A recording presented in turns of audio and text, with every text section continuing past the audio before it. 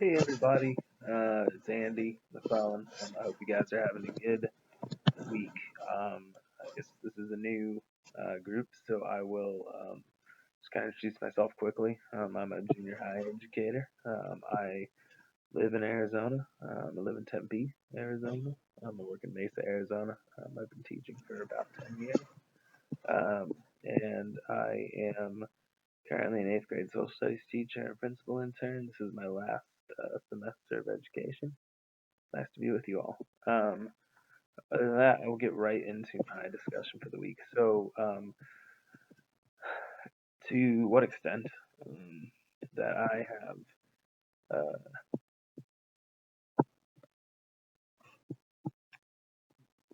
have to what extent that I have experienced highly segregated um, racial and classist um, uh, school situations. I actually have some experience with that.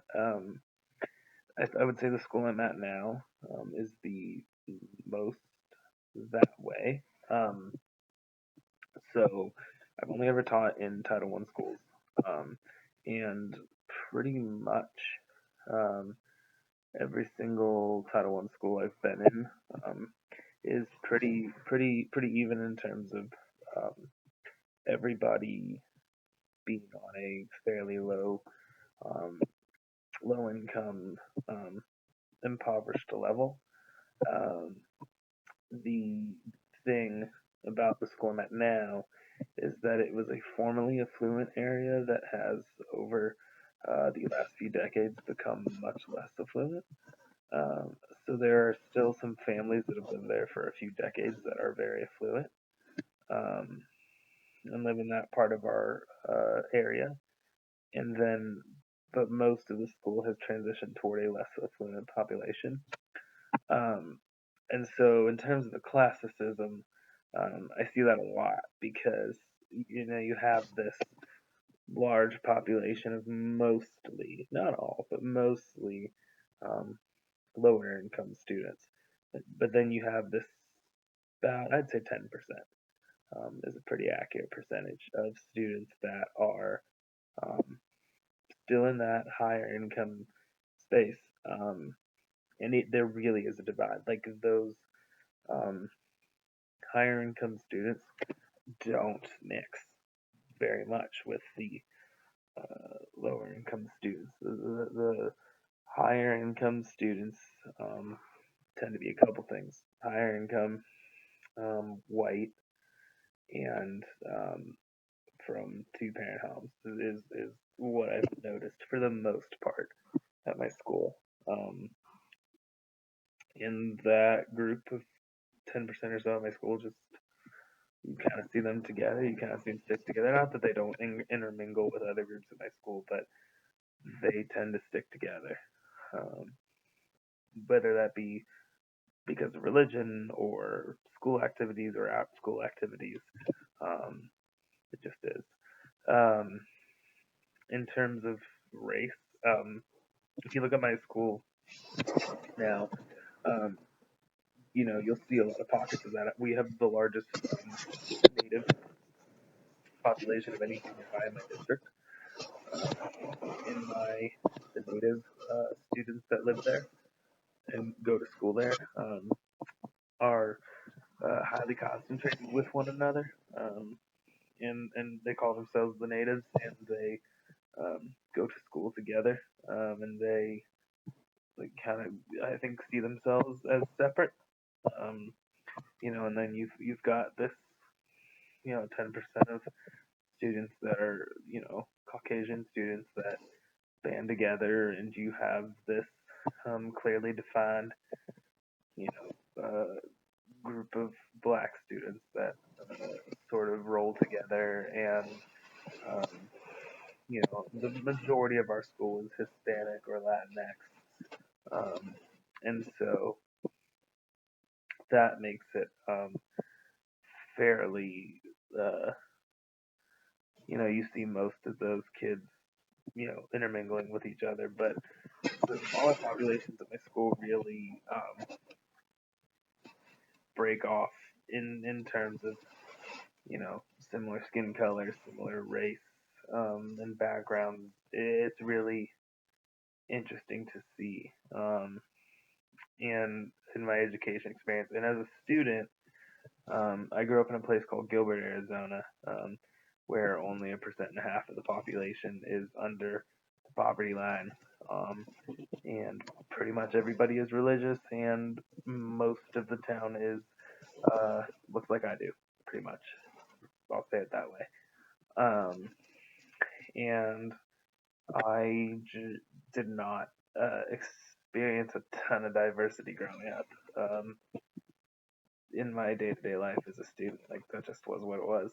It wasn't until I got to high school and then college and the real world that I started to experience other cultures and diversity, and my worldview and expanded, and views on classicism and racism and uh, all that expanded, and things I started thinking about. With these court decisions, um, as it relates to desegregation, it's not like I think people would. I'm a history teacher, right? I think people would like a version of history that says, well, yes, we segregated schools, but then had a court case and it said we can't desegregate schools, and everybody lived happily ever after in harmony, and that just isn't what that's not real. That's just not realistic, and it's not reality. Um, we wish it were. Shoot, I wish it were, but it's not. Um, and so in relation to like Brown v. Board, it we were still into that was in 1954. We were still well into the 70s before we were really seeing the full extent of educational desegregation in America. So, I mean, even then, after schools were legally told they had to desegregate, it was still a decades-long process. Um, and like I said, I would argue that, yeah, legally we've segregated, but desegregated, excuse me, but I mean, in the sense of our schools desegregated, I mean, populations band together a lot of times, um, for one reason or another. Um, with bilingualism, that was the one that was really eye-opening to me this week. I was not aware of the Lao, um, uh, the word's not requirements, but the Lao guidelines, or the fact that Carter's administration had suggested they be the guidelines, or that Reagan's administration had nixed those, which I think would have been a really good idea, honestly. Um, because I feel like bilingual students are students that are underserved in general anyhow. I mean, you look at any set of state testing data in Arizona, and I'm sure this would be for a lot of states across America, those scores are some of the lowest. And yeah, they're bilingual, so they're learning, so a lot of them are learning English, but they are underserved populations, and so we, uh, to read those things this weekend was very frustrating.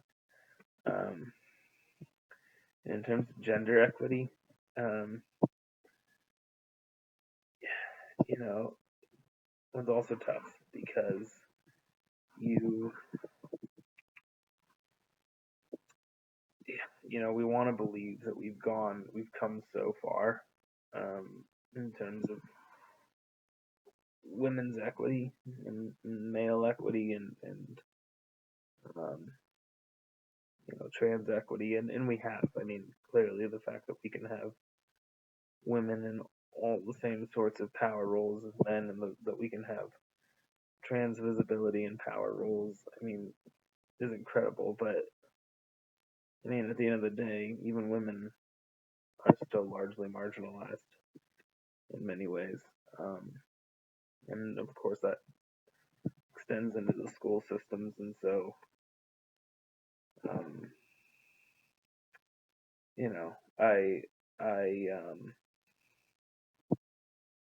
would, I don't know, I would say that while yes, women have and trans folks are on much more equal ground in terms of equity in post some of these court cases. Um, we have a long way to go. Um, and finally, with the government, with the GAO report, 2016. I mean, to me, the reason that we're still struggling with the challenge of integration and equitably resource schools. I mean, well, for one thing, resource schools, when you have schools that are relying on the property taxes of trailer parks and low income housing projects, I mean, those schools are going to be underfunded. That just is how it is because they're relying on property taxes. Whereas somebody who's living in a $500,000 neighborhood is going to have a lot more property taxes flowing into a school or school system. So that's part of it. Property taxes is part of it. And we could talk about the racial implications of that. I mean, all day. But I think what it really comes down to for me is the um, the sort of our education system, like many systems in America, was set up to benefit white folks, particularly white men. And when you base so many parts of your culture off of that, unless you make it a point in as many people's minds as possible to actively fight that every single day, then you will never come close to integration and equitably resourced schools. Like, you just won't. And because that system, no matter how much you fight against it, will always be set up to a certain extent to benefit white people and the white man. And so we have to acknowledge that every single day and then look at that and say, okay, yeah, now how are we going to fight that? How are we going to go against that? So if I had to say anything, I don't know that I have a solution to it, but I would say that we're still struggling with this because that was how the system was intended to be set up, and we still haven't found out a way to break out of that system yet.